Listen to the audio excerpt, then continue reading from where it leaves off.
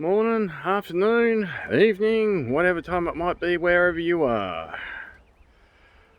I never quite know what I'm going to be talking about on any particular given day, and today is no exception. So, I figured that I'd better actually say something about my wife before I start talking about all sorts of other subjects that probably pisses her off and will get me shot. And there's a few things in here that I hope my mother-in-law never actually finds out, because if she does, she won't think of me as a good boy anymore. So, the birds and the bees and the buffalo trees. Aspergers and love. Do they actually fall in love? To be perfectly honest, in some regards, I'm not even too sure. I know that we can feel attraction, we can feel a belonging, we can care deeply about someone. I do with my wife. So I assume that is love in any true sense of the word. The idea of living without her is definitely not something I want to contemplate. But I've been married beforehand, and I was comfortable enough in those marriages. The interesting thing about being an Aspie is I don't see the problem. However, I can't say that that's the same with my exes. They did see problems, and hence why we're not together. Apart from that, I think being married more than once, even in Australia, is well, at a time. You can be married as many times as you want in some regards, as long as yeah, well, anyway. So, love. How do you actually find a partner? All the above. Like, that's a scary situation, and I'm not even too sure I can answer it for you, which really makes me wonder why I'm doing this video. All I can do is I can tell you what happened with me, and what has happened with a few of my mates that are also on the spectrum. So let's have a bit of a look at this. Finding a woman that you want to spend time with really isn't that difficult. You find out what you like doing, and you go and find people that like doing the same things with you. And that goes whether or not it's male, female, whether or not you're into the same sex, whether or not you're into different sexes, whether or not you're non-sexual at all. It's yeah, it's just one of those things. You want to spend time with friends, you go to places that do the same things that you enjoy doing, and you will find people that you like, or at least that you can talk to about that particular subject. It's not difficult.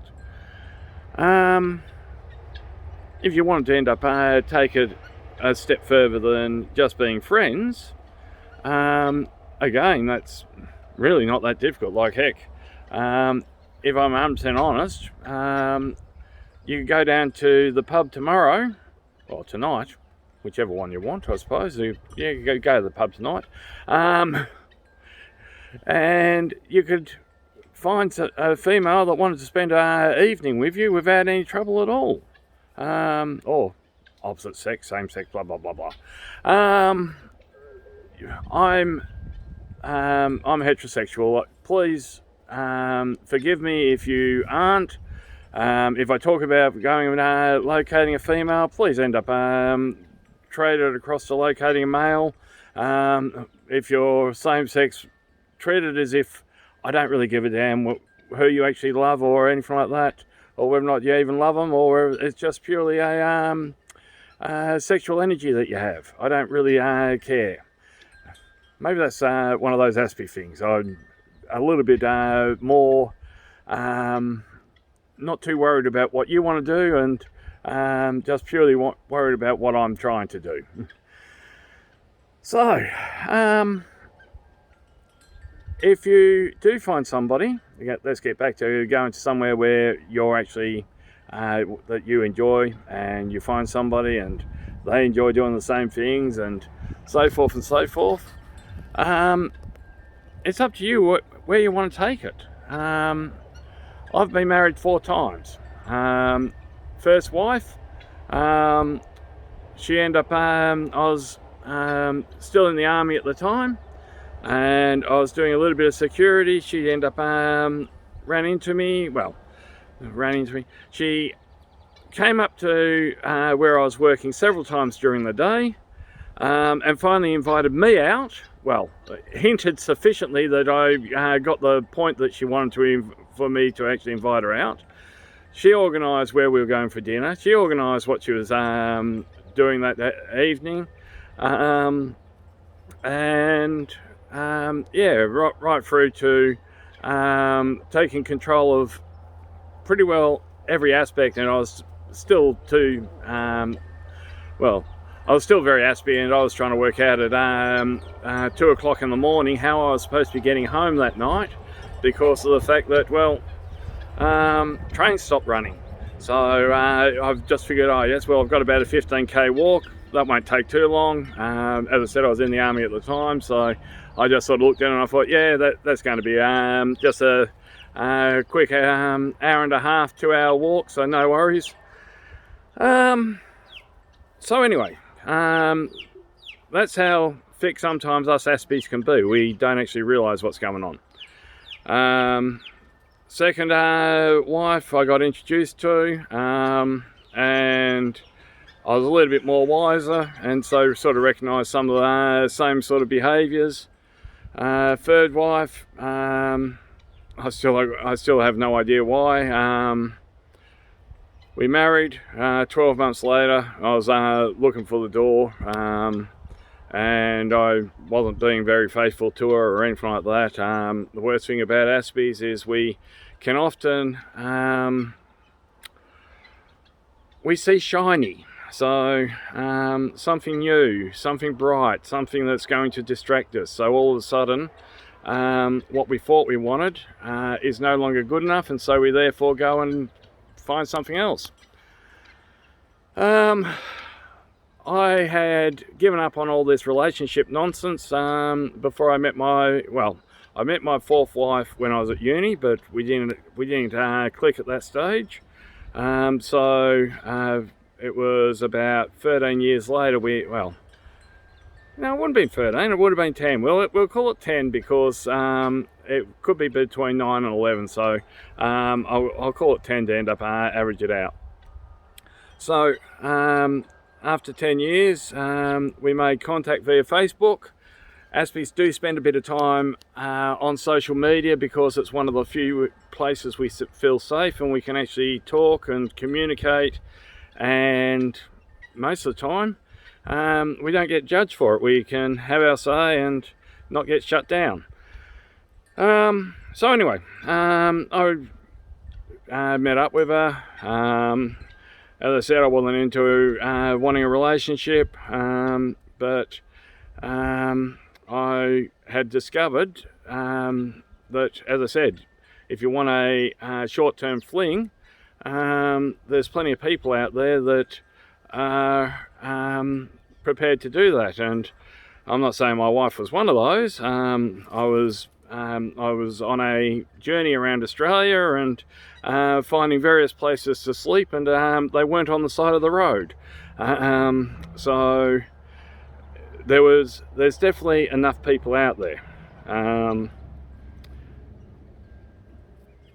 So anyway, I got back from my journey around Australia, and I got a phone call from my wife, and she said, why don't you come over for dinner? You've only just got back into town. And so I thought, dinner sounds good, saves me having to cook. So I went around, had dinner. She took one look at the clothes I was wearing and decided that stuff's that for a joke. Here's a what do they call those things? A dressing gown. you put that on, I'll go wash your clothes. And I was thinking, well, yeah, okay, I'm not too sure how they're going to get dry and I'm going to get back tonight, but so be it.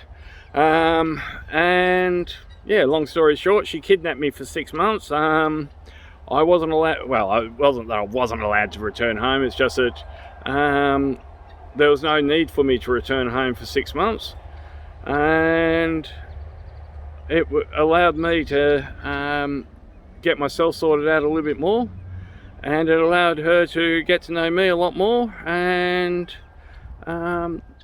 as I say, the start of an absolute fantastic relationship. So yeah, when it comes to love, you can't force it, and you can't go looking for it. You can't really do much about it at all, apart from make yourself available to where the people are that you're likely to actually fall for. So, as I said, go out to, if you enjoy dancing, I'm not too sure why you would, but hey, if you do, go dancing. I did try rock and roll. The rhythms and the steps, they were so structured. I found I could actually do rock and roll dancing absolutely fantastically. Night clubbing? Yeah, nah. Certainly not my scene. But yeah, don't get me wrong. I do like the way the ladies dress, but I can't dance to save my life in one of those sort of places. And standing there with a drink in one's hand and trying to look cool sort of works until you open your mouth and you end up you totally destroy any coolness that you might actually pretend to have. But if you enjoy chess, if you enjoy gaming, then you will find people who relate to you, that you relate to them, and that's the start of a friendship, that's the start of a relationship, and that's potentially the start of love. That's how it works. And yeah, so all the books that I've read, everything else that I've done, it all really boils down to just finding the people that like you for who you are, and you like them for who they are. And yeah, anyway, this was supposed to be a short one. It's not. I'm going to be doing another one later on today, hopefully very short, under 5 minutes, and that's going to be about the way people perceive us. So yeah, anyway, talk to you then.